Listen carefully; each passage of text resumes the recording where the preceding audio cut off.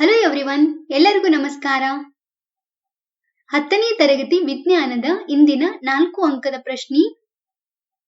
ಮಾನವನ ಮಿದುಳಿನ ಯಾವ ಭಾಗಗಳು ಕೆಳಗಿನ ಚಟುವಟಿಕೆಗಳನ್ನು ನಿಯಂತ್ರಿಸುತ್ತವೆ?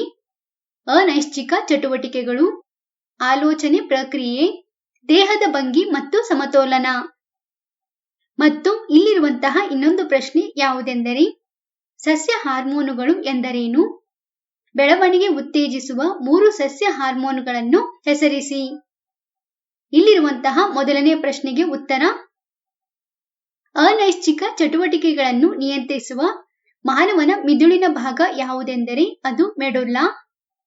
ಮಹಾಮಸ್ತಿಷ್ಕ ಎಂಬ ಮಿದುಳಿನ ಭಾಗವು ಆಲೋಚನೆ ಪ್ರಕ್ರಿಯೆಯನ್ನು ನಿಯಂತ್ರಿಸುತ್ತದೆ. ದೇಹದ ಭಂಗಿ ಮತ್ತು ಸಮತೋಲನವನ್ನು ಕಾಪಾಡಿಕೊಳ್ಳಲು ಕಾರಣವಾಗಿರುವಂತಹ ಮಿದುಳಿನ ಭಾಗ ಯಾವುದೆಂದರೆ ಅನುಮಸ್ತಿಷ್ಕ. ಈಗ ಇಲ್ಲಿರುವಂತಹ ಎರಡನೆಯ ಪ್ರಶ್ನೆಗೆ ಉತ್ತರ: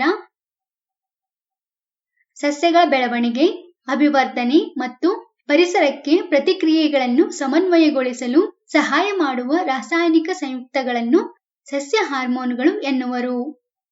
ಬೆಳವಣಿಗೆ ಉತ್ತೇಜಿಸುವ ಸಸ್ಯ ಹಾರ್ಮೋನುಗಳು ಯಾವ್ಯಾವೆಂದರೆ ಆಕ್ಸಿನ್ಗಳು, ಜಿಬ್ಬರ್ಲಿನ್ಗಳು ಮತ್ತು ಸೈಟೋಕಿನಿನ್ಗಳು.